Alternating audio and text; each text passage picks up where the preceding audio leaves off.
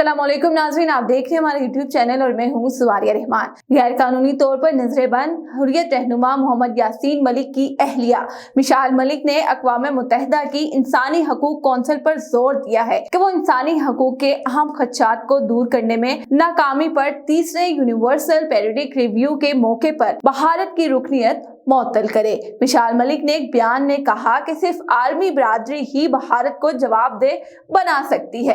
अक़वाम मुत्तहिदा और OIC समेत इंसानी हकूक की तंजीमों के शदीद एहतजाज के बावजूद भारतीय हुकूमत इंसानी हकूक के अहम खदशात को दूर करने में नाकाम रही है। उन्होंने भारत के गैर कानूनी जेर कब्जा जम्मू और कश्मीर में इंसानी हकूक की बिगड़ती हुई सूरत हाल पर तशवीश का इजहार किया। उन्होंने कहा, दुनिया को कश्मीरी अवाम की मर्जी के मुताबिक तनाज़े कश्मीर के हल के लिए इकदाम करने चाहिए। नरेंद्र मोदी की जेरे क़यादत फस्ताई भारतीय हुकूमत ने फस्तायत की तमाम हदें पार कर दी हैं, लिहाजा आलमी ताकतों और इंसानी हकूक की तंजीमों को कश्मीरियों की जारी नस्ल कशी को रोकने के लिए आगे आना चाहिए। आलमी ताकतों और अक़वाम मुत्तहिदा के इदारों को 5 अगस्त 2019 के गैर कानूनी इक़दाम को वापस लेने के लिए भारतीय हुकूमत पर दबाव डालना चाहिए, क्योंकि ये न सिर्फ जेनेवा कन्वेंशन बल्कि कश्मीर पर अक़वाम मुत्तहिदा की